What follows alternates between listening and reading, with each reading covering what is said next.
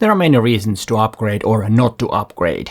And in this video I'm going to go through some of the questions that I will ask every time I'm about to upgrade. And those questions might help you too.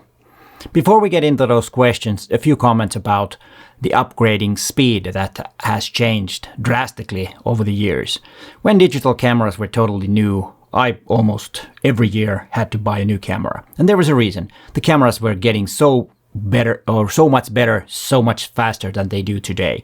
But of course, because the innovations that happened on that time was bigger than now. Because of course, the cameras has become so good, so the upgrading speed has not been that, frequent. I remember in 2008 I got my Canon 5D Mark II, which was a revolutionary camera when it comes to video, and that's when I started making videos because I had the camera to do that. And of course, it's not about the gear, it's about the ability, and that's why I sold my first professional videos to clients couple of years later, and I was practicing with that camera. And I had that camera all the way up to 2014, so 6 years I used that camera before I switched to Olympus and got the E-M1 cameras, and then later I got the E-M1 Mark II. And that is also a camera that I used a lot, and I still used it before I got the OM-1. And when OM system OM-1 was launched earlier this year, first, I thought that maybe I'm not upgrading. I'm totally happy with what I have. I had the E-M1 Mark II and the E-M1 Mark III.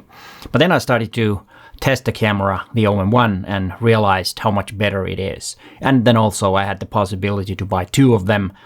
The reason that I got two, I will talk that a bit later. Big part of the reason that I upgraded was that the E-M1 Mark II was already 6 years old. And I know I said this before and some commented that it's not old at all. And yeah, I agree that it's not that old, to be honest. As a 6-year-old camera, as a professional camera, it's too old. I want to have newer gear. And as a professional, I need to upgrade my gear every now and then. But like I said, it's not that frequent like it used to be.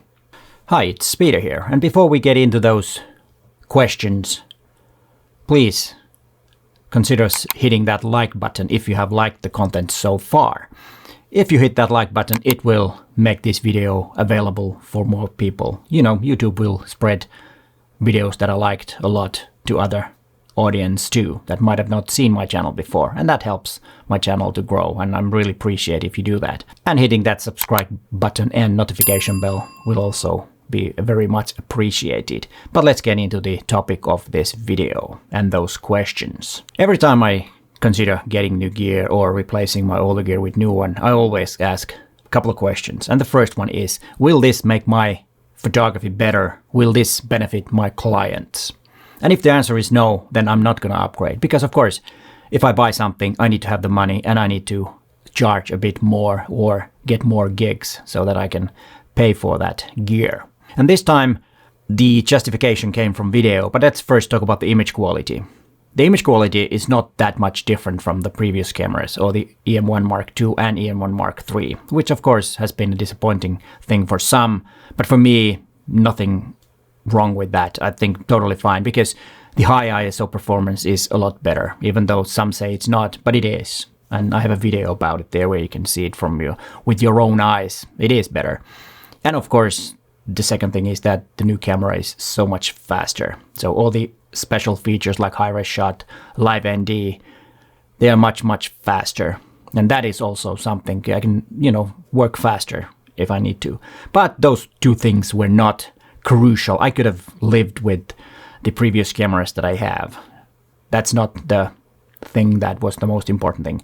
But what was where the video quality is, because I do client videos, corporate videos and stuff like that, and having 4K with different frame rates and Cinema 4K with different frame rates, and having 4K 60 frames per second and Cinema 4K for 60 frames per second were really important. That was something that I really needed, and that's one big reason that I upgraded. And also 10-bit files with the H.265 from video is really, really crucial too. That helps a lot with the grading. And before we get into the second question that is really important, a few comments about why I got two OM-1s. Like I said, I worked with E-M1 Mark II and E-M1 Mark III for a long period of time, and nothing wrong with the cameras, like I said.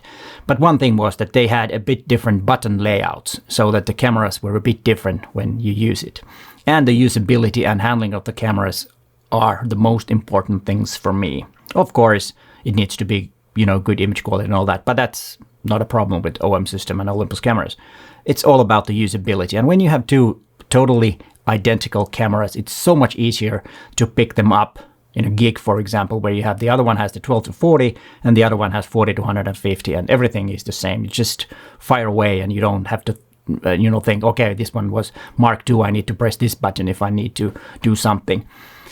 With two identical cameras, it's so much easier and it's so much more fun to use. Last time I had was, I think it was 6 years ago when I had two E-M1 Mark IIs, and then again I have two identical cameras, which has been a big blessing in professional work. And also when you're doing hobby, it doesn't matter which camera I take, I know how it works and where the buttons are. It makes things so much easier. And if you're interested in the settings that I have a video about the best settings on OM-1. And there's also a possibility to buy my settings so that you can upload them to your camera. And there is a link in the description that explains how that works. I know it's more convenient and more useful to set the camera for yourself, because then you know how the camera works. You learn the menu system. But if you want to do that and support my channel, check out that link and see if that's something for you to buy those settings. It's faster, but as I said, it's more useful if you set it up yourself.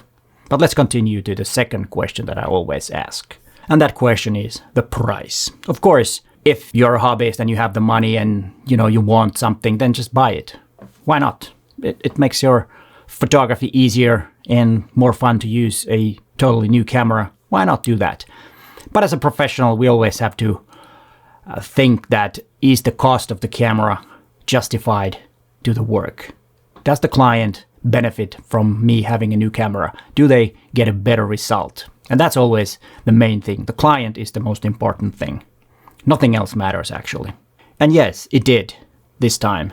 Not mainly because of the still image quality, but the video qualities was the big thing.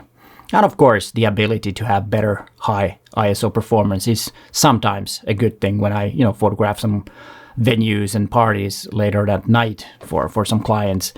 To have a higher ISO is of course better than not having it. So that's also one thing that made me get this camera, and it was justified the price.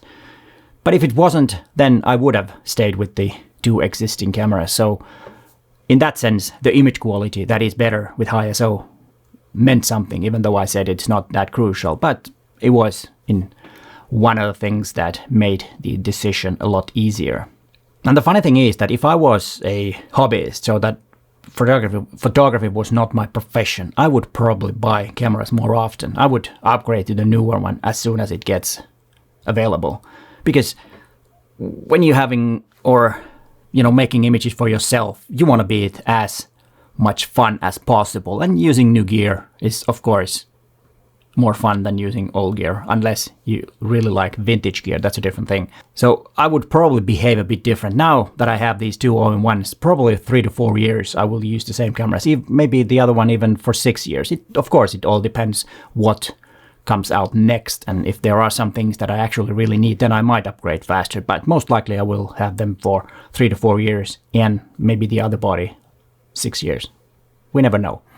But I'm not the one that upgrades all the time, as you probably have figured it out. And always remember, do not buy something because I tell you to, or if I bought something or someone else did. That's just or the reason I'm making these videos is making your decisions easier. If the decision that you end up is not buying it, then I've helped you save a lot of money, and I'm happy about that. But of course, if you buy something, I'm also happy for you, because if you have made the right decision, then by all means do it and be happy.